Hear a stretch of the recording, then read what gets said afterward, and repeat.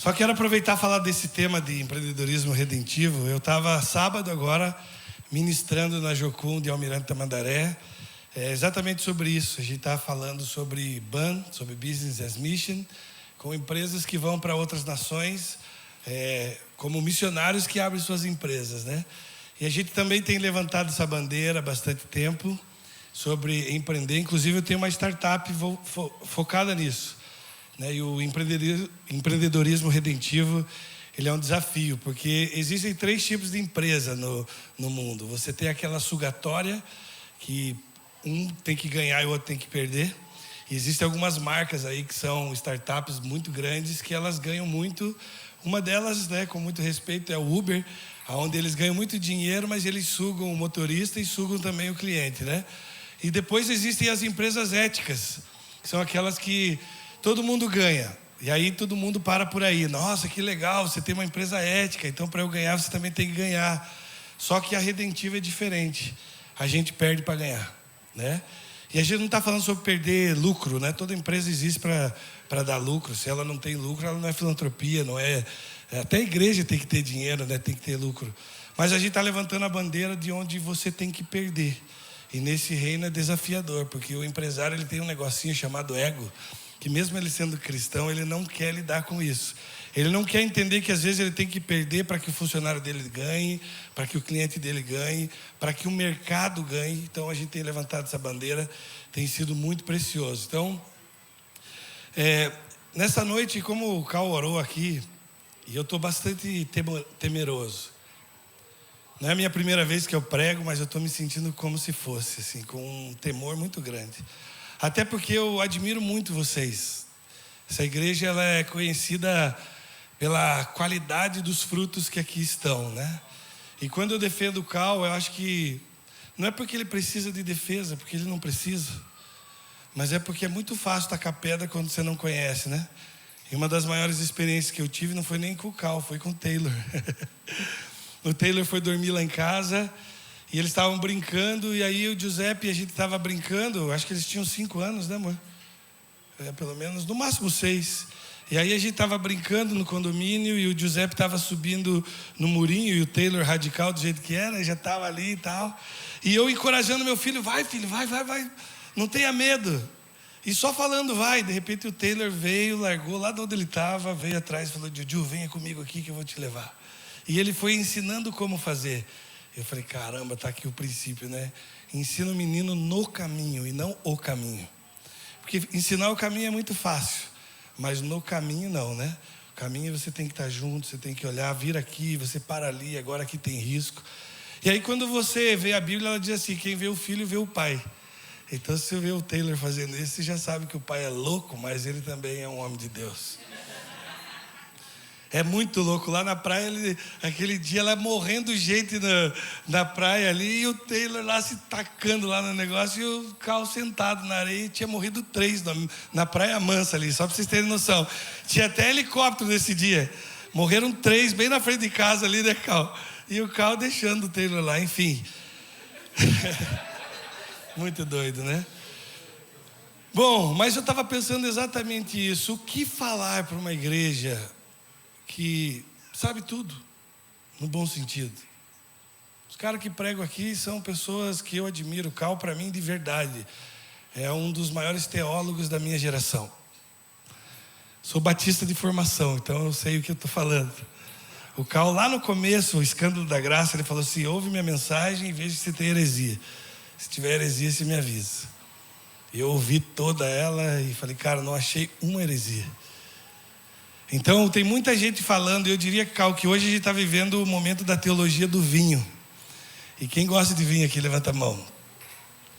Mas quem aqui entende sobre vinho, levanta a mão. Agora seja sincero, quem fez um curso de sommelier aí? Levanta a mão, quem fez curso de sommelier? Só eu aqui. Eu sou sommelier formado pela Casa Valduga. Família da minha esposa tem uma importadora de vinhos, então a gente toma vinho de qualidade, de verdade. Quando eu sento com meu cunhado, a gente não toma bebida à base de vinho, né? Que a maioria de vocês estão tomando bebida à base de vinho, né? Só que a teologia do momento é essa. Todo mundo toma, todo mundo gosta, mas ninguém conhece nada. não sabe olhar por que a gente roda, não sabe o teor alcoólico por causa da lágrima que escorre na taça, não sabe diferenciar um tanino de acidez, não tem noção do porquê que aquele vinho está mais âmbar, está mais vermelho. Ele toma um vinho que é chipado, que a gente chama, que é colocado um sachê de madeira dentro dele para dar gosto de madeira, e está dizendo, meu Deus, esse aqui passou por carvalho, passou nada. Não consegue diferenciar cheiro, nem gosto, nem visão. E nem som. Porque o vinho tem todos os aspectos. E aí aqui, ó, nesse lugar tem um cara que sabe tomar vinho. E eu posso ensinar você a tomar vinho. Só que essa é a verdade da teologia que a gente está vivendo. Todo mundo tomando vinho e falando, não, mas aquele lá é melhor. Tomando Conte Heitor aí reservado e achando top. Falando que é o melhor vinho que tem. Nunca tomou um Barolo, nunca tomou um vinho ácido, pancado, entendendo o propósito. Mas é isso a teologia que a gente está vivendo. Todo mundo tomando vinho de péssima qualidade e achando que está top. Só que o vinho de qualidade não se faz a larga escala, não tem como. Não tem como produzir. Uma vinha, para ela dar, sei lá, 1000 garrafas, vamos chutar, de vinho bom mesmo. Cara, uma vez por ano isso. Como é que vai alimentar o mundo com uma marca?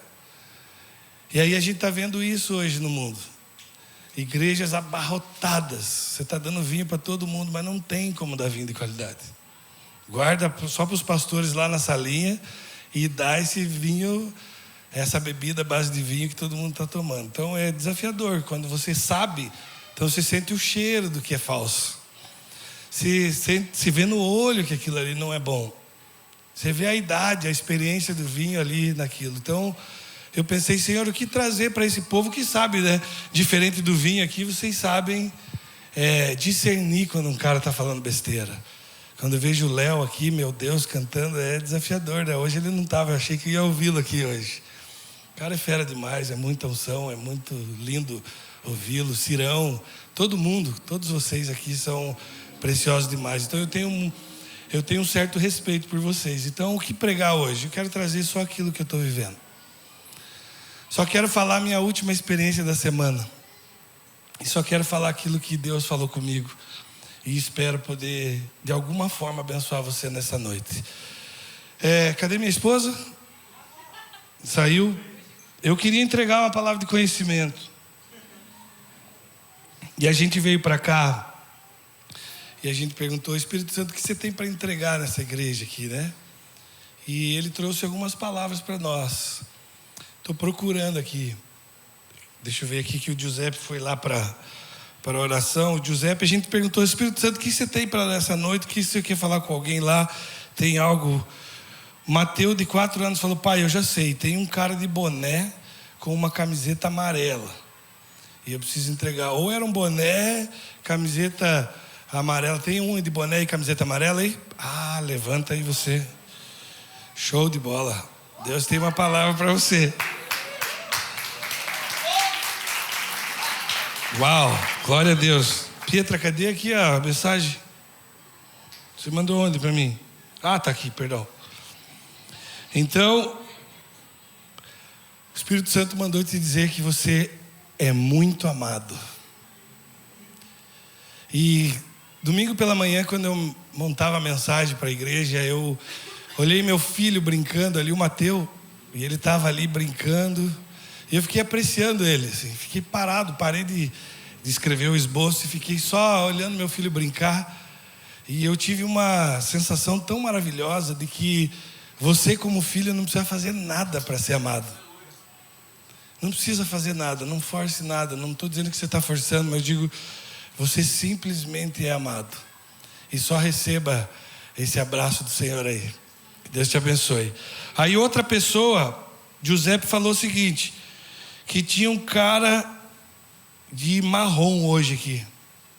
Tem alguém de marrom aí? Tem um aqui na frente já, e eu estou achando que é para você. E o Giuseppe entendeu no espírito dele que você precisa ser livre. E que Deus está trazendo uma liberdade para você em alguma área, que não sei o que é, não precisa fazer sentido nenhum para mim, mas que você precisa caminhar em liberdade. E que hoje essa liberdade chegou. Pietra, quer vir aqui? Palominha também? Venham, por favor.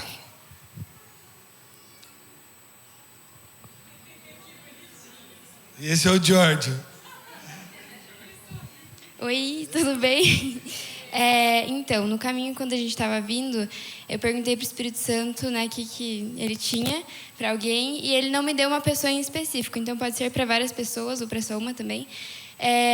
Esses últimos dias, eu tenho me sentido um pouco envergonhada. E daí, eu parei para pensar assim, não é uma verdade sobre mim, e não é uma verdade sobre você também, se você está sentindo isso. Não é uma verdade, Deus quer te usar para falar, Deus quer te usar para falar com muitas pessoas e está te travando. Então, quero que você saiba que não é uma verdade e que você é livre para falar, tá bom?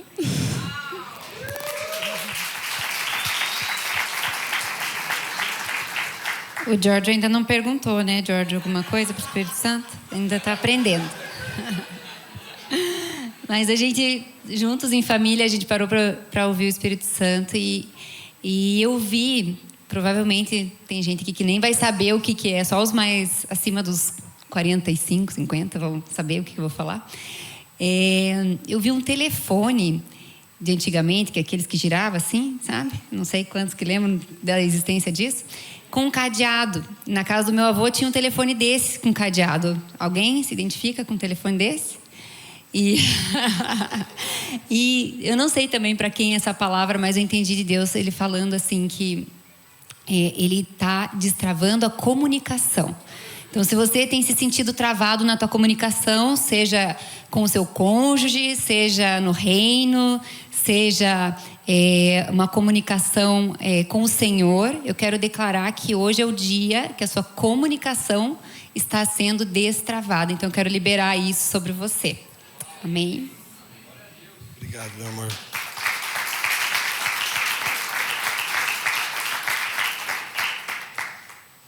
Glória a Deus. Vamos orar só mais uma vez. Se puder fechar seus olhos. Senhor, eu submeto minha vida e a vida de todos aqui ao teu senhorio nesse momento. E eu peço que, da sua maneira, o Senhor venha falar com cada um de nós. E que a graça e o amor do Senhor esteja sobre nossas vidas agora. Em nome de Jesus, amém. Bom, eu deixei essa cadeira aqui que caso eu precise sentar, não ligue. Eu estou fazendo um tratamento de coluna que está bem pesado. Acabei de voltar da ozonioterapia, levei mais de 30 agulhadas. Então, cara, estou aqui daquele jeito. Mas eu sei que vai dar certo. Bom, o que eu quero falar nessa noite, eu quero te provocar, na verdade. Eu quero te trazer uma pergunta que vai te fazer uma provocação. E essa provocação eu quero que você seja sincero com você mesmo, porque você pode esconder de todo mundo, você pode esconder do caos, você pode esconder do teu cônjuge, você pode esconder até do capeta, você pode esconder de quem for, mas de Deus e de você não consegue esconder. E o que eu quero te perguntar nessa noite é o quanto você realmente quer aquilo que você quer. O quanto você realmente quer isso. Eu creio que muitos de nós querem algo, mas às vezes a gente não quer realmente algo. E aí a gente fica, talvez, numa zona bem desafiadora da vida, porque eu quero algo, mas eu não sei se eu exatamente quero. E eu tenho visto pessoas presas em relacionamento, porque ele aceitou um relacionamento, ele aceitou um cargo, ele aceitou um negócio, e muitas das vezes ele quer algo, mas ele não é realmente quer aquilo. E aí muitas das vezes a gente, como cristãos, a gente gosta de dar desculpa em algo que está dando certo, ou que não deu tão certo quanto eu queria, e eu falo assim, não, mas é que é a vontade de Deus, né? Aí eu fico preso nessa vontade de Deus. E eu percebo que Jesus, em muitas das suas curas, ele perguntou para as pessoas o que você realmente quer. E parece que Jesus é um cara mimado que faz pergunta boba. Você chegar para um cara que é paralítico e ele quer assim, me cura, filho de Davi. Ou para um cego, ele perguntar o que você quer. Aí você fala, cara, não dá para entender, né? Por que você vai perguntar se o cara quer? É óbvio que ele quer ser curado. Mas eu entendo que essa pergunta, vai além do que você quer ser curado mesmo. Você realmente quer isso? Então a minha pergunta é, o quanto você realmente quer o que você quer? Segunda pergunta é, o quanto você se envolve para que isso aconteça? Aquilo que você quer. O quanto você se envolve? E Cal, é muito difícil essa pergunta, porque para nós que acreditamos na graça, que cremos na graça e ministramos sobre ela e manifestamos a graça de Deus, a gente muitas das vezes não quer se envolver nos processos, porque a gente entende que a gente não precisa fazer nada para ser aceito, nada para receber, porque Jesus já fez, já garantiu. Só que a gente tem um desafio aqui, que muitas das vezes nós que cremos na graça, nós não nos envolvemos naquilo que nós realmente queremos. Quando você vai para o cara mais legalista, você vê que esse cara, se ele tiver que fazer 21 dias de jejum, ele vai fazer 40 dias, se for o caso. Se o cara, ele quer ser curado, por exemplo, e falaram para ele que ele tem que ir 7 semanas na igreja, ele vai 7 semanas. Se falar para ele que ele tem que acordar 3 horas da madrugada para ele receber algo de Deus, ele vai fazer. E muitas das vezes esses caras, eles até alcançam algo, porque talvez eles entenderam uma chave que nós não entendemos, somente porque nós acreditamos na graça de Deus. E eu não estou aqui para trazer legalismo, nem para confundir sua cabeça que acredita na graça, porque outro problema na teologia de hoje é que nós misturamos graça e lei, e não tem como. Quando o Apocalipse fala ou seja quente ou seja frio, porque o morno vai ser vomitado, ele está falando sobre isso, sobre uma igreja que tempera a graça com a lei. E nunca vai dar certo temperar graça e lei. O odre se estoura e o vinho se perde. Aonde tem lei e graça, a lei perde o seu vigor e a graça perde sua liberdade. Então é muito desafiador esse ambiente. E nós estamos misturando isso. Muitas igrejas a gente vai ver muito mais legalismo dentro da graça, do que na graça a gente vai ver o legalismo. Mas tenho para mim que muitos de nós estamos vivendo uma falsa graça. E o triste disso é que surgiram termos que não têm sentido nenhum, hipergraça, ou até mesmo teologia da graça. A graça é a própria teologia, é o próprio Jesus. Então não existe, o Cal é o pregador da graça. Todos nós deveríamos ser pregador da graça. O Joseph Prince é o pregador da graça. Não. Só que aí, galera, eu tenho pensado muito nisso, de que há uma confusão muitas das vezes na nossa cabeça, que acreditamos na graça, que não nos envolvemos naquilo que de fato queremos. E aí quando eu penso nisso, eu fico imaginando, quando o cara é um agricultor, por exemplo, e é um agricultor que acredita na graça. Vamos pegar um outro lado aqui. Ele é um agricultor legalista.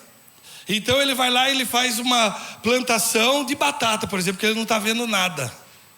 E aí os caras falaram para ele, agora por todo esse período aqui, desculpa que eu não sou engenheiro agrônomo, tá? Então eu disse, de todo esse período agora aqui, da plantação aqui, você vai ter que acordar toda madrugada, 3 horas da manhã, você vai ter que vir todos os dias aqui jogar óleo na terra, e esse cara vai fazer, certo? Sem a certeza de que ele vai pegar um fruto lá, porque não depende dele, certo ou errado? Não depende dele, depende da chuva, depende do solo. Só que aí quando é o cara da graça, o que ele está fazendo? Ele vai dormir, ele vai assistir o filme dele, e ele fala, não, eu não preciso fazer. Por que eu não preciso? Porque Jesus já garantiu para mim o fruto. Então ele vai pegar aqueles 3 meses de plantio, ele vai ficar lá de boa também. Cuidado, tem um fio fino, tá? Entre o mistério do sono, de você descansar. Só que esse sono não é um sono que a Bíblia diz de ficar olhando a nuvem passar. Esse cara é o preguiçoso que a Bíblia diz. É um descanso enquanto corre. É um descanso enquanto trabalha. É um descanso enquanto faz. Não é ficar ali preguiçoso, vagalzão. Desculpa, aqui dá para falar, né? Graças a Deus. Vagabundão. Pensando que todo mundo vai fazer por ele. Daí ele tem colaborador e diz, não, eu sou da graça, deixa os caras ralarem. Chicotada em todo mundo, meta em todo mundo. E ele está indo surfar na quarta-feira de manhã. Eu também quero ir, né, Cal? A gente pode, a gente rala bastante. Mas o cara esquece das coisas. Tanto um quanto o outro não garante a colheita. Porque não depende nem da lei, nem da graça a colheita. Teologia da graça, tá? Depende do Senhor da graça. Depende dele, daquilo que ele já fez. A única diferença para nós que cremos na graça é que nós sabemos que nós não precisamos fazer nada para ser aceito. Só sobre isso. Nós temos convicção de que nós somos aceitos como somos, como o Senhor nos chamou, mas não tem a ver com que o restante das coisas a gente não precisa se envolver. Aqui eu não estou falando sobre ser aceito, eu estou falando sobre se envolver naquilo que você de fato quer, naquilo que você tem orado, naquilo que você tem pedido para o Senhor. Senhor, enche essa igreja, Senhor, vamos levar essa mensagem ao redor do Brasil. Aí toda vez que aparece um cara na sua disposição, do seu lado, para você manifestar o reino, você não manifesta. Ou você acha que o Espírito Santo vai falar? Se você não falar, o Espírito Santo vai fazer. Mas assim, todo o meu tempo de conversão, eu tenho visto o Senhor usar os homens, né? Porque se ele quisesse, ele já tinha convertido o mundo inteiro. Mas há um mistério aqui do evangelismo. E existem outras coisas, enfim, tanto um quanto o outro depende do Senhor da graça e o Senhor daquela plantação. E no final é que a gente vai ver quem de fato cuidou daquilo. O nosso papel é cuidar da terra, é afastar o inimigo dali, é tirar aquele bichinho que quer comer a tua plantação, é ver que está vindo, cara, está vindo o inimigo de lá, qualquer coisa, até mesmo de agrotóxico que hoje tem, o vento traz para o teu lugar. Você tem que fazer alguma coisa para manter a certeza de que o seu fruto, que não depende de você, vai nascer. Só que essas duas perguntas têm me provocado demais nessa semana. O quanto você realmente quer o que você quer, e o quanto você se envolve naquilo que você quer. Desafiador, né? Você está fazendo? Ou dá para fazer mais? Ou você está só esperando, porque Jesus já conquistou? E ao longo da minha jornada cristã, que não é pequena, me converti com 14 anos, hoje eu estou com 45, cresci numa igreja que naquele momento era muito precioso para nós, né? E eu vejo a fase da maturidade cristã, porque existem momentos que o próprio legalismo faz parte, né? Embora seria melhor ter ensinado sempre na graça, mas tem uns caras que precisam de lei, né? E a Bíblia vai falar que quando o filho é menor de idade, nada difere do escravo. Então tem que ter um tutor e tem que estar pegando ele. Tem um monte de crente imaturo que precisa de lei. Aí quando você amadurece, você vai poder viver na graça. E a gente vai ver também a própria vida de Davi. Quando ele era mais novinho lá, Deus mandava ele fazer tudo. Quando ele chegou à vida adulta, ele sempre perguntava: é para eu entrar nessa batalha ou não é? Aí o Senhor falava: essa pode ir, você vai ter vitória, nessa não entra. E aí eu vou passar em cima da moreira, você vai me ver. E aí depois que eu passar, você vai lá. Quando ele torna mais velho, a Bíblia diz o seguinte, que em todas as batalhas que Davi decidia entrar, o Senhor abençoava. Então tem um momento da vida que nós atingimos maturidade. E nessa igreja que eu me converti foi muito legal, eles me ensinaram muita coisa. Só que chegou uma hora que a criança cresceu e ela entendeu algumas coisas. E aí a gente precisou romper. Mas nesse período todo eu tenho visto essa grande confusão que a gente faz entre lei e graça. E aí fica aquilo que eu chamo de divórcio teológico, né? Por que divórcio teológico? Aquele que é filho de um casal divorciado, ele nunca vai entender o que é a plenitude de uma família. Uma hora ele está com o pai, e aí a família do pai. Uma hora ele está com a mãe e a família da mãe. Então ele nunca entende o que é, de fato, uma família. Porque ele perdeu essa realidade. E uma família, ela só é plena quando você tem todos os arquétipos dela. Daquele que te gerou. Infelizmente essa é uma realidade de todos nós aqui. E aí a gente vai dividir teologia da prosperidade, teologia da libertação, neopentecostal, pentecostal e graça. E o que tem errado nessas teologias? Nada e tudo. Quando afasta tudo está errado, quando fala de tudo está certo. Só que aí o histórico afasta o Espírito Santo, o pentecostal afasta o conhecimento. E eu tive o privilégio de crescer numa igreja lá atrás que ela fluía entre... A gente via tudo isso acontecer. Graça, manifestação de reino, de poder do Espírito, cura, maravilha. E muito pautada na Bíblia. Enfim. Só que depois que a gente começa a escrever... Nada contra o Jefferson aqui, tá? Mas boa parte do que estragou a teologia do Brasil são os livros. Porque aí a gente pega um tema e escreve aquele tema e acha que ele que está certo. Então, quando você tiver problema no casamento, leia um livro sobre casamento, sobre casais. Então, o cara vai lá e lê. Quando você tem um problema com o teu líder, vai lá e lê o Isca de Satanás, para você aprender com o Bivir o que é ser arrebentado por teu líder. E aí a gente vai nisso. E aí a gente esquece que existe uma fonte que é inesgotável e que tem tudo aqui dentro que a gente precisa. Todas as teologias em um livro só. Todas. E a maior dor que eu tive na minha vida foi com um líder. Me arrebentou em 2009. Graças a Deus que ele me arrebentou. Porque senão eu estava lá até hoje. Né? E a palavra diz assim que é tempo de arrancar aquilo que se plantou. Ninguém tira com cuidado. Quando é arrancar, a Bíblia está falando, é para arrancar, tem que doer também. Né? Você planta, mas também se arranca. Mas graças a Deus. E aí naquele auge de dor, um grande pastor aqui em Curitiba me falou, cara, leia esse livro, mas pior que eu não tenho hoje aqui comigo. Aí ele me deu um livro. Ele falou, cara, mas pega esse livro para você de presente, porque eu fiz o prefácio. E era do Duane Roberts. Uma coisa, esse livro radicalizou. Porque eu estava magoado com o pastor, mas aquele livro tratou o meu altar com o Senhor. E é impossível estar bem com o Senhor e continuar com as coisas erradas na vida. E aí eu perdoei, eu liberei perdão por causa de entender que o altar precisava. Mas não é sobre isso que eu quero falar nessa noite. Eu quero falar sobre você se envolver naquilo que você realmente quer.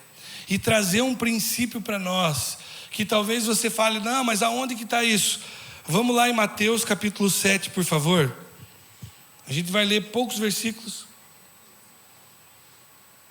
E aqui a gente vai ver o próprio Graça falando para nós, né? Eu sempre digo assim, na minha Bíblia aqui está em vermelho. Então quando está em vermelho é Jesus falando. Você pode ouvir Paulo, você pode ouvir o Cal, você pode ouvir quem for, Pedro. Mas quando está em vermelho abaixa a bola. Fique bem quietinho e não tenta nem tentar argumentar. Com Paulo dá para argumentar, dá para dizer, esse cara aí tá louco. Quando ele era novo ele falou que João Marcos não valia, né? Daí agora que ele tá velhão, fala assim, atrás do cara que o cara é massa. Tem um momento ali meio ruim de Paulo, mas a gente pode argumentar. Agora quando é Jesus, não. Então vamos ler ali Mateus capítulo 7, versículo 7. E ele diz assim, pedi e dar-se-vos-á, buscai e encontrareis. Batei e abri-se-vos-á. Porque aquele que pede recebe, e o que busca encontra, e o que bate abrir-se-lhe-á. Ou qual dentre vós é o homem que, se seu filho lhe pedir pão, lhe dará uma pedra? Ou se lhe pedir peixe, lhe dará uma serpente? Então, se vós, sendo maus, sabeis dar boas dádivas aos vossos filhos, quanto mais o vosso Pai que está nos céus dará coisas boas aos que lhe pedirem. Primeiro princípio que a gente precisa entender aqui, que Deus, Ele é um bom Pai.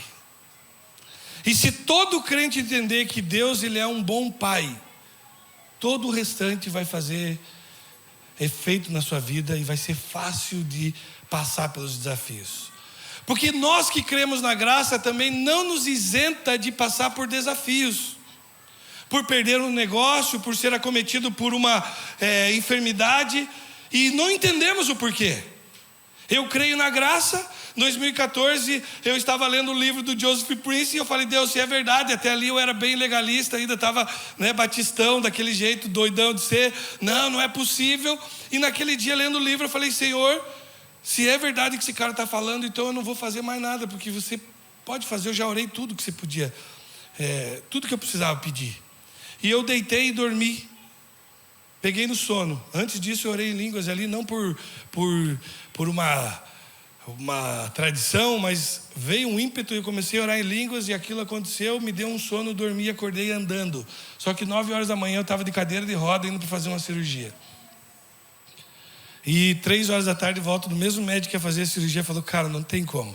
Você está curado. E depois disso eu caminhei em cura. Mas depois disso já voltou o problema na minha coluna. Eu descobri que quando criança eu tive um problema genético, né? Quando criança não, perdão, nasci com esse problema genético no canal do nervo ciático. Então a chance de eu ter um desvio, se aumentar um pouquinho de peso ou trabalhar muito sentado é um risco grande. Eu usei muito minhas costas. Fui baterista por muito tempo, então sempre má postura tocando, estúdio 2 vezes por semana, trabalhando, dirigindo e surfando que nem um louco, achando que não precisava me alongar. E, cara, estourou minha coluna. E depois eu fui curado e voltou. E aí? Você vai ficar revoltado? Mas eu não creio na graça.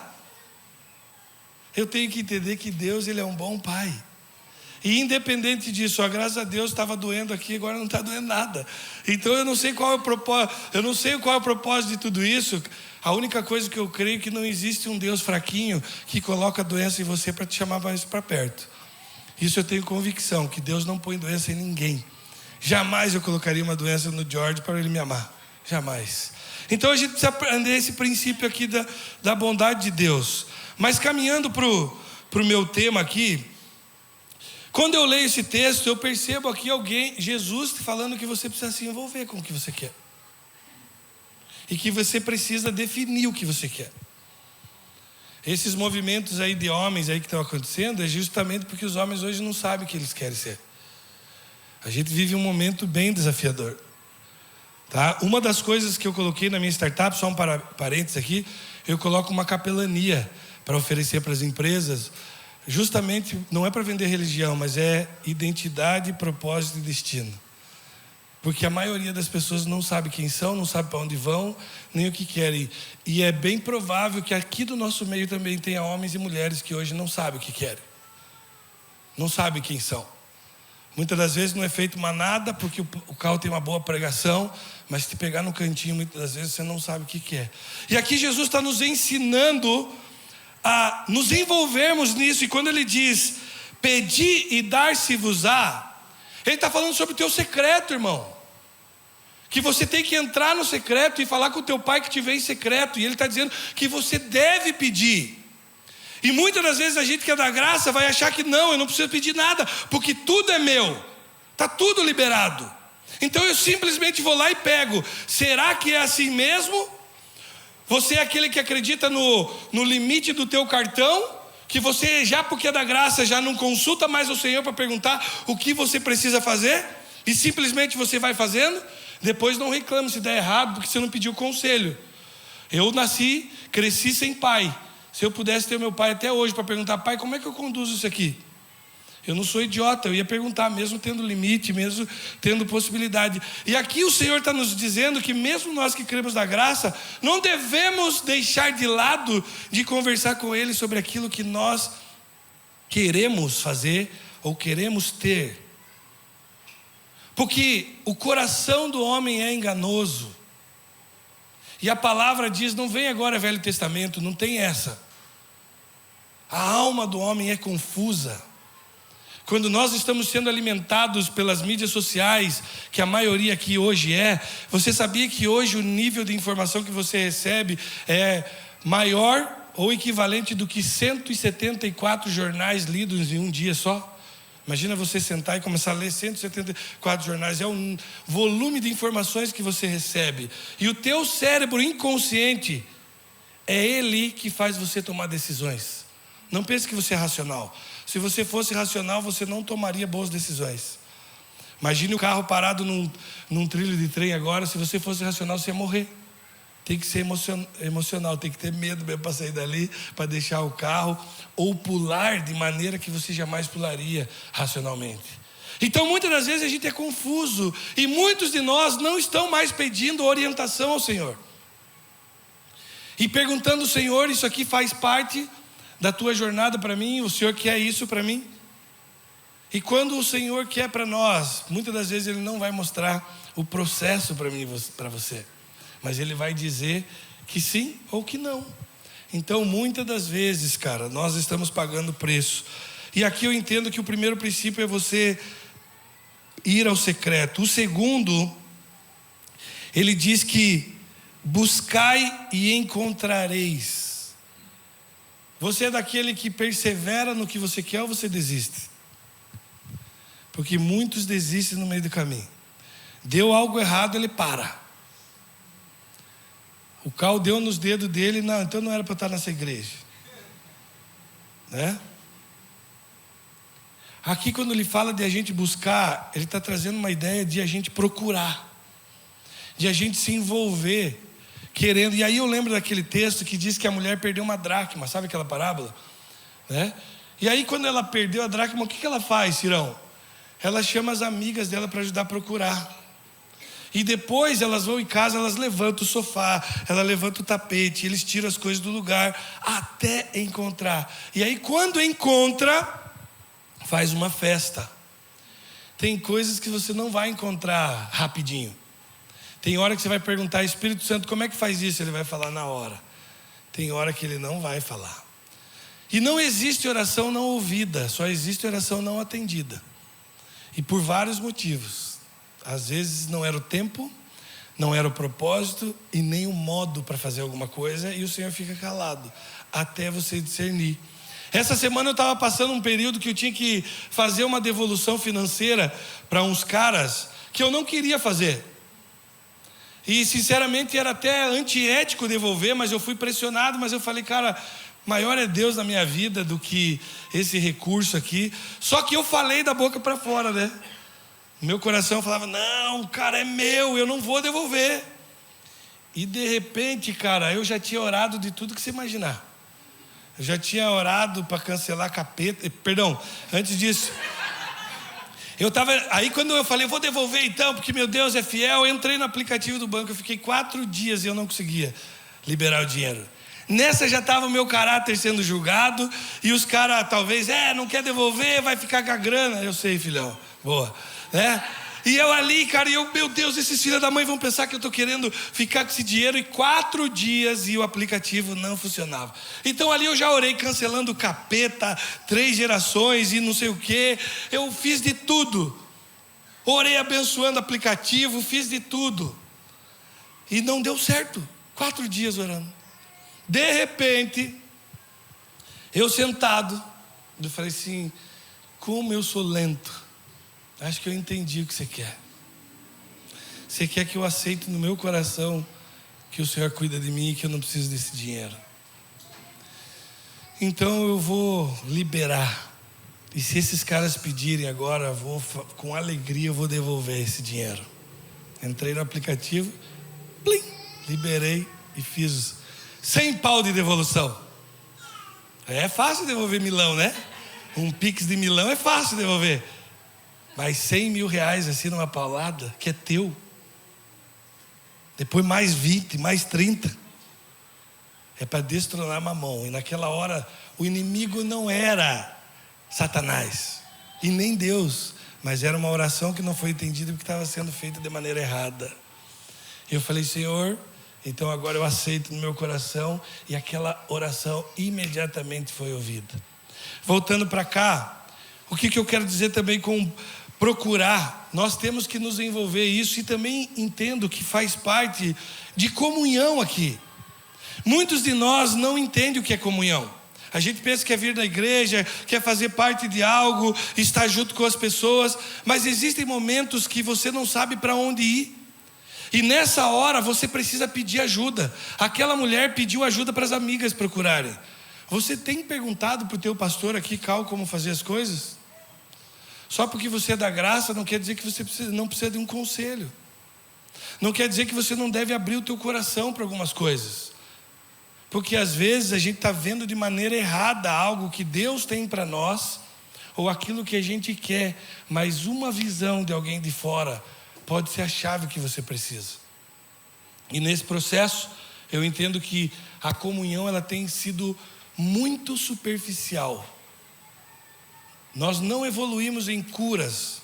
Muitos homens, sei que aqui não é, eu já vi outros momentos, eu sei que vocês são fera mesmo, mas muitos homens não se livram de uma pornografia, não se livram de um rabo de saia que ele está olhando, porque ele não tem coragem de compartilhar a tentação que ele está passando. Ele não tem coragem. Mulheres também, que muitas das vezes, olha, nunca vi tanta mulher indo para o outro lado do jogo. Nunca vi. Meninas bonitas, atraentes, que estão indo para o outro lado do jogo. Que nunca confessaram que são tentadas por isso. Casamentos destruídos, porque não compartilham os seus desafios. E às vezes a cura está com a tua mulher, que você deve falar para ela. Fala para o amigo, mas não tem coragem de pedir para a mulher orar pelo aquilo. E eu sou muito... Eu honro muito aqueles que têm essa coragem de compartilhar com a esposa e com o cônjuge. Ou até mesmo com a mãe e com o pai. Porque algumas das coisas que nós queremos e precisamos, nós temos a chave com o outro orando. Eu parei de orar pela minha cura, mas eu não parei de pedir oração pela cura. Porque a Bíblia fala que colocareis as mãos sobre os enfermos e eles serão curados. Eu não vou orar por mim mesmo. Você está com o que eu preciso. Mete a mão nas minhas costas e ora para mim para que eu seja curado. Porque é você que tem o dom de cura. Eu vou orar por você se estiver doente. Mas muitas das vezes está no outro. Já parou para perceber que a árvore nunca dá fruto para si? Uma árvore de maçã não come maçã, ela dá maçã para o outro. A bênção está no outro muitas das vezes. E aqui nesse segundo ponto, eu entendo que é sobre compartilhar. Eu quero te encorajar. Compartilhe o teu sonho. Aquilo que você quer. Aquilo que tem sido desafio na tua vida com alguém. E o último ponto, não da mensagem, eu tenho 18 minutos, mas vou conseguir. Senão eu ultrapasso também, não tem problema. O Cal ficou mais tempo que eu aqui para fazer a introdução. Eu vi que passou 5 minutos, ele ficou em vermelhinho, então eu tenho 5 de... né? Quem me dá aí 5 minutos se eu estourar? Nossa, 5, 10, 15, 20, 30... Tá show de bola. Eu tenho um monte de tempo aqui. Mas o terceiro ponto aqui é: batei e abrir-se-vos-á.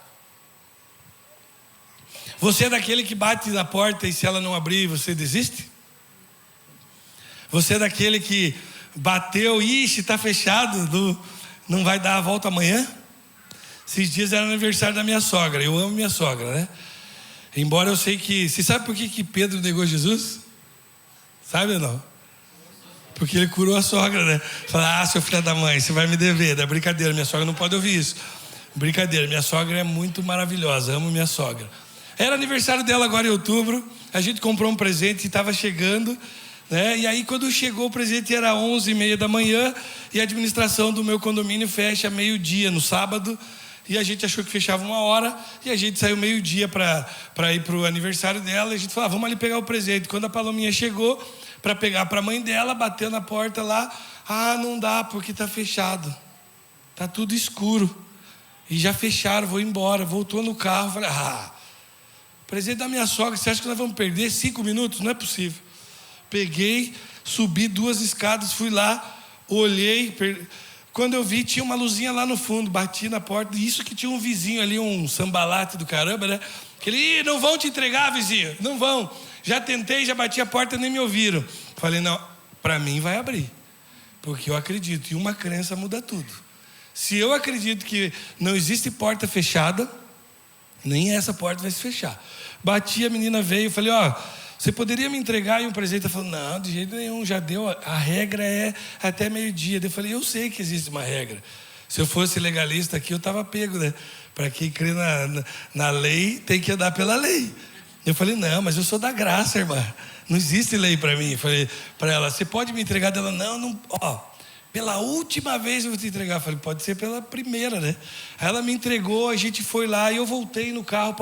Pode parecer um exemplo bobo, mas eu cheguei para pai e falei assim, quantas coisas você talvez parou na vida porque a porta estava fechada? Quantas vezes você desistiu também porque a porta que você entrou não era a porta que você queria? Na minha casa tem 16 portas. Um dia acordei contando porta. E eu percebi que para eu pegar o iogurte que estava lá dentro da geladeira, eu passei por 1, 2, 3, 4 e abri a 5ª porta e peguei o que eu queria. Pega a chave aqui. Existe porta na porta, meu irmão. Tem vezes que você desiste na primeira porta e diz, não é a porta que Deus me abriu de trabalho. vou sair desse lugar. Só que essa porta te abre para você conhecer outra pessoa que te vai abrir uma outra porta para você, que você vai para o outro nível, para o outro nível, para o outro nível, até chegar onde você quer. Só que essa geração, se não é a porta que eu quero, eu não trabalho, eu não me envolvo. Essa geração que vai trocar 3 vezes de profissão na vida, que vai começar como médico, vai acabar como hippie. Essa geração medíocre, que não consegue evoluir, que não sabe aceitar nada. Nos últimos 2 anos eu tenho passado por desafios com sócios, mas graças a Deus foram portas nas portas, aonde quando você pensa, cara, deu ruim, o Senhor falou, relaxa que tem algo logo ali, e aquela porta te levou a um nível de network que você não tinha, e de repente aquela porta te traz daqui a pouquinho aquilo que você quer. Então não desista na primeira porta, insista até chegar naquela que te leva aonde de fato você quer. Então tem muito mais a ver sobre constância do que simplesmente ficar deitado no berço esplêndido esperando a graça te alcançar. Orando, né? E é bem isso. E orando toda manhã de joelho. Para a gente validar isso também, eu quero ir com você em Lucas, capítulo 11, versículo 5. Olha, tem até um filme para mim lá agora. Só não põe de terror que eu tenho medo. Lucas capítulo 11, versículo 5, diz assim: qual de vós terá um amigo e for procurá-lo à meia-noite e lhe disser, amigo, empresta-me 3 pães, pois um amigo meu chegou a mim de viagem e eu não tenho nada para pôr diante dele. E ele dentro lhe responder e disser, não me importunes, já está a porta fechada, e os meus filhos estão comigo na cama, eu não posso levantar-me para te dar. Eu digo-vos que ainda que ele não se levante para lhes dar por ser seu amigo, todavia por causa da sua importunação, ele se levantará e lhe dará quantos pães precisar. É isso mesmo? Desculpa, agora eu viajei aqui. Você tem que importunar. Você tem que encher o saco. Por que vocês estão rindo? É? Te encheu o saco? Tá vendo? Só que aqui eu peguei uma chave, isso aqui é uma parábola. Quando é uma parábola não é literal. Quando não é literal, tem algum mistério aqui para nos ensinar. E Jesus está falando que até o amigo te dá se você importunar. Então ele diz que existe cara que não é teu amigo e que tem o que você tem, que você quer. Você crê em transferência de riqueza? Tem muita gente com aquilo que é meu na mão e com aquilo que é teu. E quando eu li esse texto, eu entendi que existem inimigos que não são nem amigo e nem inimigo. E eu não sei direito por quê. Mas a palavra vai falar sobre 3 céus. O primeiro céu, o céu dos homens. O segundo céu e o terceiro céu, que é o céu de Deus. Mas aqui tem os principados e potestades. São demônios, não sei. Teologicamente você não tem explicação para isso. Se você vai a fundo, só sabemos que eles são principados e potestades. São entidades que governam a região celestial no segundo céu e que tem na mão deles uma autoridade de influenciar o terceiro céu, ou o primeiro céu, perdão, que é o nosso céu. Por que motivo Deus deixa isso acontecer? Lá no céu a gente vai tirar uma DR com o Senhor lá e falar, ó, os caras estavam travando tudo, mas foi você que liberou ali, né? Eu fiquei mais duro por bastante tempo porque eu não tinha entendido isso, né? Mas aonde que eu vejo aqui? Lá em Daniel, quando você lê a Bíblia também como um todo, você vai entender os negócios. Daniel estava 21 dias orando. E aí aqui um parênteses, né? A teologia de jejum de Daniel de 21 dias, ela é tão falsa, porque eles pegam 21 dias de oração dele e confundem com o legume que ele estava lá num outro período que não tinha nada a ver. É ou não é, Carl? Era para fazer uma dieta, e aí eles pegam 21 dias que ele não foi ouvido e misturam as duas coisas e falam agora que é a teologia do jejum de Daniel. Nem para estudar, só que aí o cara que não conhece vinho, ele acha que aqui está o segredo. Porque tem demônio que só sai com jejum e oração. Quantos sabiam que esse versículo não é versículo? Você já ensinou isso, Cal, aqui ou não? Quantos sabiam que não é versículo aí? Levanta a mão. Quem sabia que não é? Vocês não sabiam? Depois pega uma Bíblia Batista e vê que tem um colchete assim e vê, esta parte não faz parte do original. Foi acrescentado. E os caras criando teologia em cima de uma visão humana, que demônio sai com jejum e oração. Olha, saí daqui feliz que eu trouxe algo novo para vocês, que vocês não sabiam. Então, Daniel está orando por 21 dias e supostamente, ou tudo indica que seja Jesus, aparece lá para ele e fala, homem muito amado, há 21 dias tenho tentado vir até você, mas o príncipe da Pérsia me impediu de chegar até você. O próprio Cristo. Porque ele é fraco? Não, porque existia uma autoridade, uma legalidade, não que Daniel deu, mas cultural, que impedia de chegar a resposta de Jesus a Daniel. Sabe por que isso? Porque eu tenho convicção que eu estou sentado diante de homens e mulheres que possuem um métron agressivo. Se você não sabe o que é métron, é a tua área de governo e a autoridade que Deus te deu. Eu tenho convicção que o Cal é um cara que o métron dele é o tamanho do globo. E aonde o Cal chegar, potestades se levantarão contra ele. Demônio é fichinha, cara. Demônio se expulsa falando vaza. Teve um dia que nós saindo da igreja, assim, eu e meu irmão, e aí veio um cara ali para falar com a gente endemoniado, e eu tentando falar com o meu irmão, e eu só olhei para ele, vaza! E o cara, o que aconteceu? Não precisa nem falar em nome de Jesus, né? Só falei, vaza. Demônio é fácil de expulsar. Agora, principado e potestade, irmão, primeiro que você não pode expulsar, sabia? Você não tem autoridade. Tá, mas como é que faz então? Você precisa estar afiado com o Espírito Santo, porque aqui é guerra de influência e não de incorporação.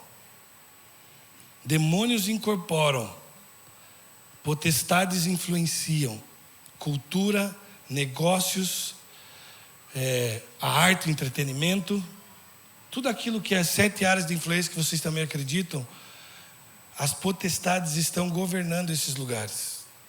E 2021 para 2022 a gente começou a mexer em algumas coisas, descobriu o nosso métron e começar a fluir nesse métron. E hoje estar aqui é profético, Cal, porque eu fecho um ciclo dessa semana de as montanhas que eu pedi para o Senhor me entregando essa semana, que é a montanha da família, da religião e dos negócios. Sábado eu dei uma palestra sobre empreendedorismo redentivo e eu estava feliz, foi um seminário, então fluindo no meu métron. Saí dali e fui pregar num casamento bem doido, essa história louca. Os caras de 18 anos casados se separaram, se quebraram, o cara morando com o outro, já fizeram divisão de bens e tudo, e não são cristãos, dono de um grande restaurante aqui de Curitiba. E aí do nada o cara foi num casamento que eu estava, me ouviu pregar no casamento, falou, cara, eu quero que o pastor faça o nosso casamento. Voltaram, já tinham voltado, né? Perdão, essa parte. Aí depois de tanta briga, começaram a se apaixonar de novo, ficaram 6 meses, a quase 1 ano talvez, ali namorando, e aí foram no casamento e falaram, a gente precisa de uma bênção religiosa agora. E aí eu fiz o casamento numa casa, meu irmão, que eu falei, caraca, tem em Curitiba esse tipo de casa? Eu estava ali ministrando e vários empresários da cidade ali, e podendo trocar, e já saí dali, os caras falaram, agora é o pastor casamenteiro, né? O santo casamenteiro, que já ficaram uns 5 pedindo, pastor, você vai fazer o meu, você vai fazer o meu casamento.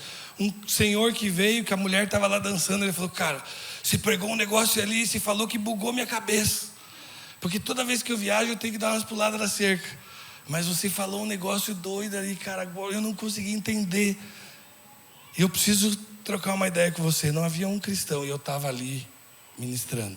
E aqui hoje eu faço essa parte, fechando como a parte da igreja também, porque esse é o meu propósito. A Bíblia diz assim, pede às nações e eu darei como herança. E eu falei, Senhor, eu quero a montanha da família, da religião e dos negócios para mim. Me envolvo em outras, mas essa aqui eu quero fluir. E voltando, em 2021 a gente começou a descobrir essas coisas, entender esse tipo de influência.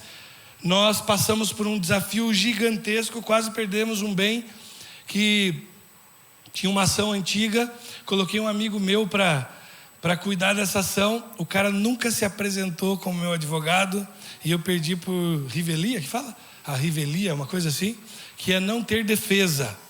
O juiz deu como causa ganha e nós perdemos. De repente, nós temos a mensagem de que nós temos que devolver aquele bem, porque perdemos. E o oficial de justiça falou assim, não, mas é porque você não se defendeu. Mas como assim? Eu falei, tenho prova de tudo, converse com o cara, falei uma semana atrás, mas ele não se pronunciou. Enfim, perdemos. E eu comecei a mexer nessa montanha de negócios. Eu me envolvo muito com startup, o Ciro conhece um pouco da minha jornada, o Cal também.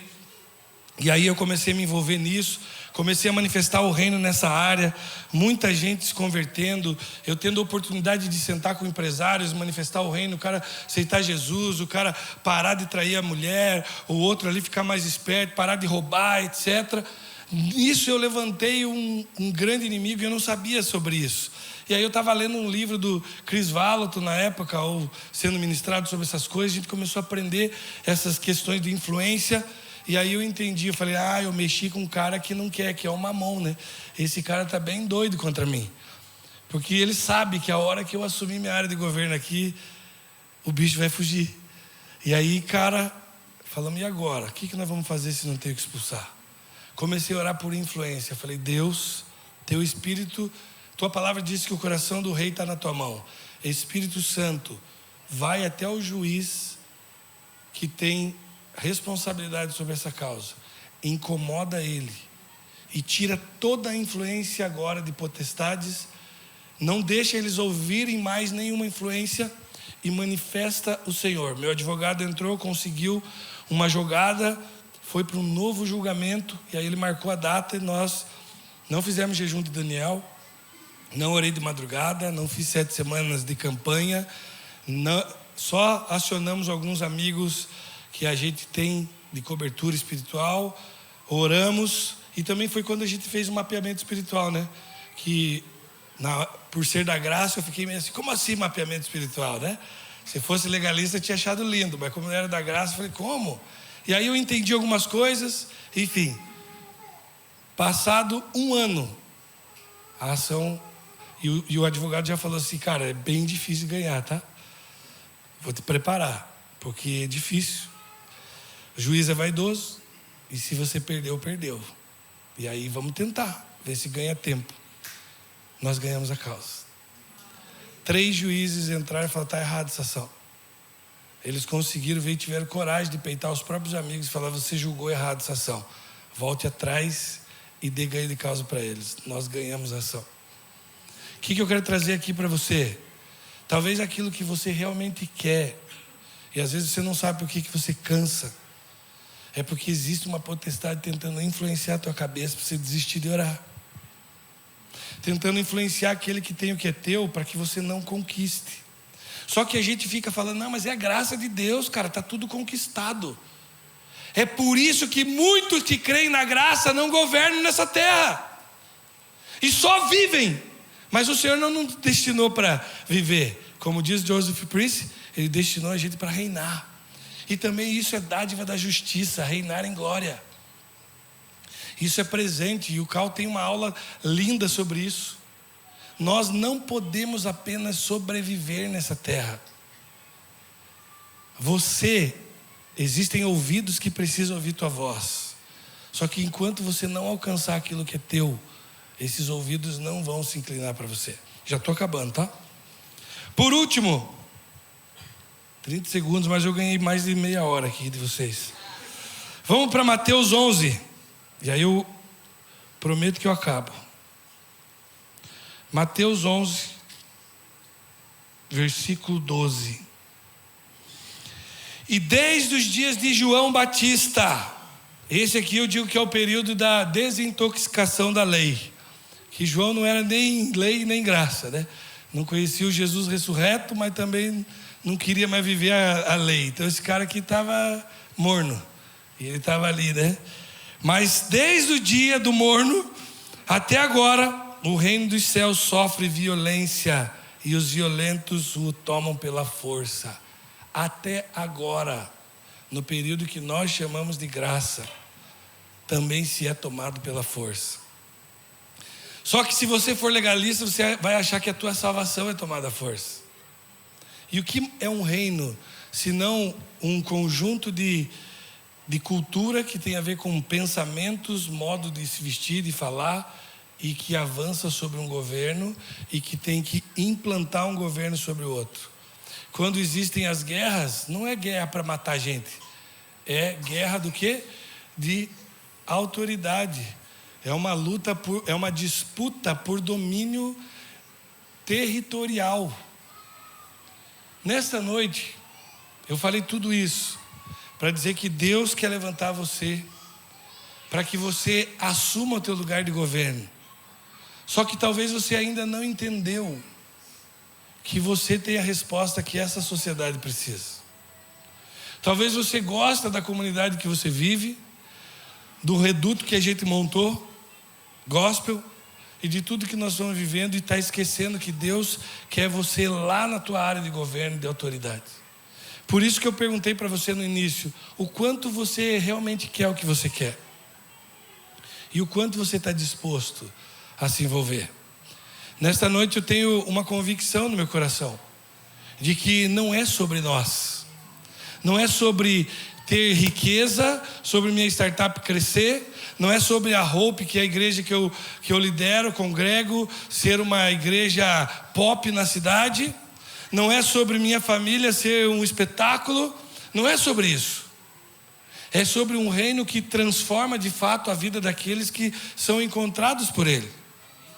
Hoje a gente vê tanta frescura, tanto problema de igrejas que se você levanta o tapete você encontra um monte de problema.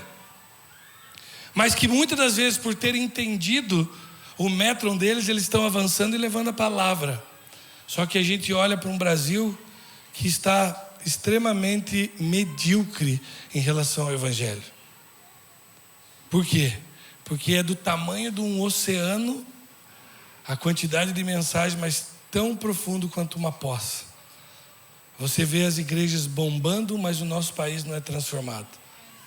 E a palavra que eu venho trazer para você aqui, quando você veio para esta comunidade, para esta igreja, você não veio para ser um cara qualquer que domingo de manhã vai no cinema. Você não foi chamado para ser um cara legal, para ter uma banda top para vocês tocarem no cinema ou para vocês tocarem em vários cinemas. Vocês vieram para cá para transformar uma cultura desse país. Por que tem que ser só o Cal nos podcasts gerando polêmica? Por que não pode ser você? Por que não são vários caos aqui? Ó, caos. Vários caos. É, vamos tocar o caos, né? E Cal, com muito respeito, tá? Você sabe que eu amo essa casa, de verdade. Mas houve uma época aqui que um dia até levantei a mão num evento.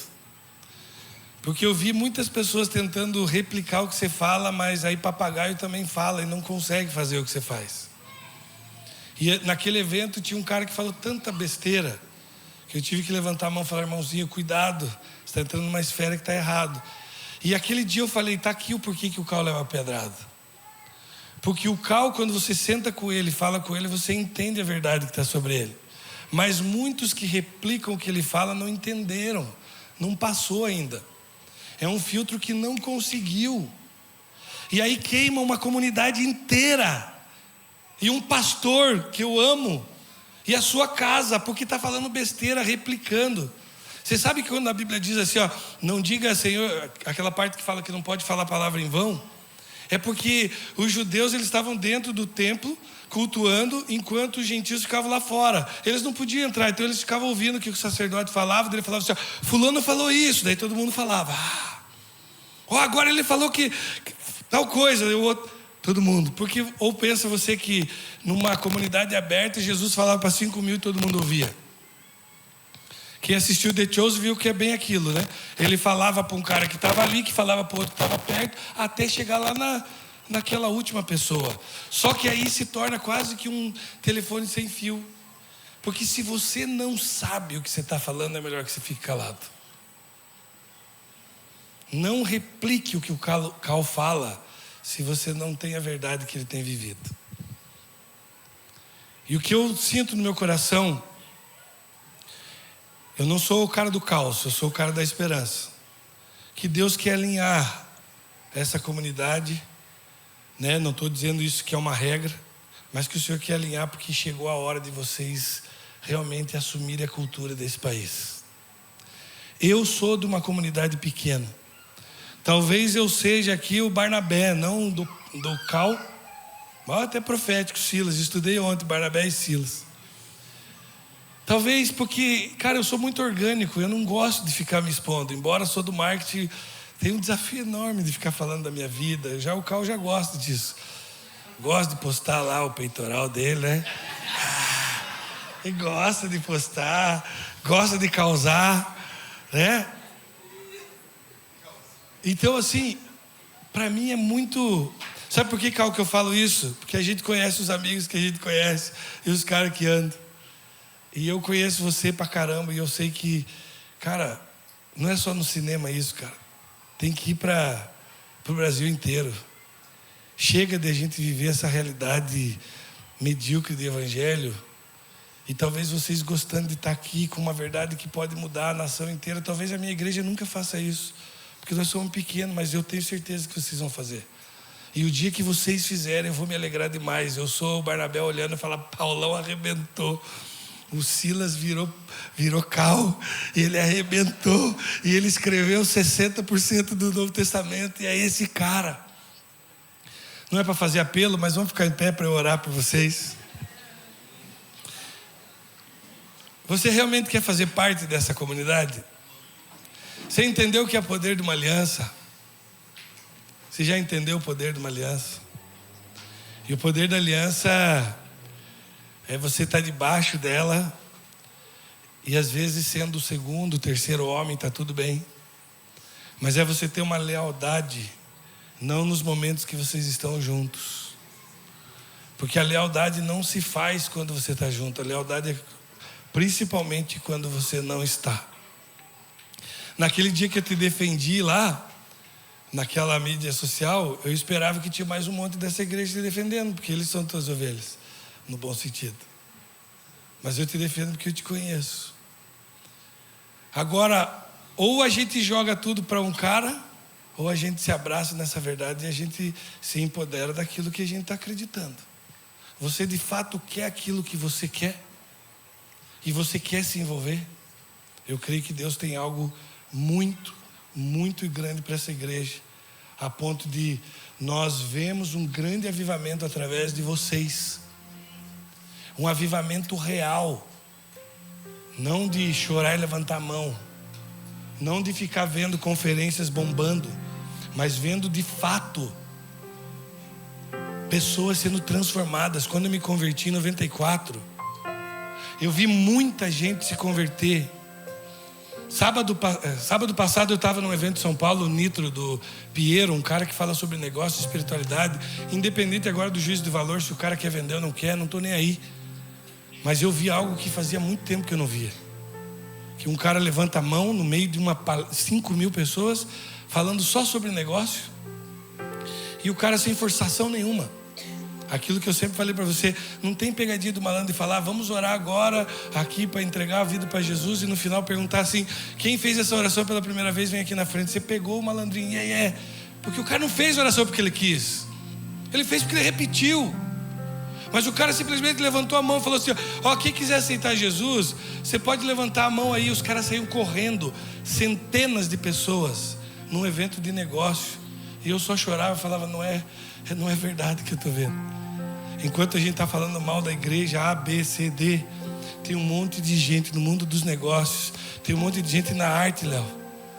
Tem um monte de gente na rua. Tem um monte de gente nas escolas. Tem um monte de gente nas cadeias agora. Tem um monte de gente na política. Tem um monte de gente de família arrebentada. Que eu e você temos uma resposta. Nós temos algo para transformar. E por que é que nós ficamos acostumados? Você quer de fato aquilo que você quer? Você achou que eu estava falando sobre tuas bênçãos, né? Quando nós aceitamos esse reino, nós nos colocamos na linha de frente. Aleluia. Negue-se a si mesmo. Pregue o evangelho a tempo e fora de tempo. Aleluia. Chore por oportunidades. Nós choramos pela casa que nós queremos, pelo marido que nós queremos. Não choramos pela oportunidade de pregar o evangelho. Chore quando você sair um dia de casa e não conseguir falar do amor de Jesus. Ou você acredita que as pessoas vão se converter sem você falar? Se você não fizer, o Espírito Santo vai dar um jeito. Mas é meu papel e teu. Você quer realmente o que você quer? Você está disposto a se envolver com aquilo que você quer? Que Deus abençoe muito você, em nome de Jesus.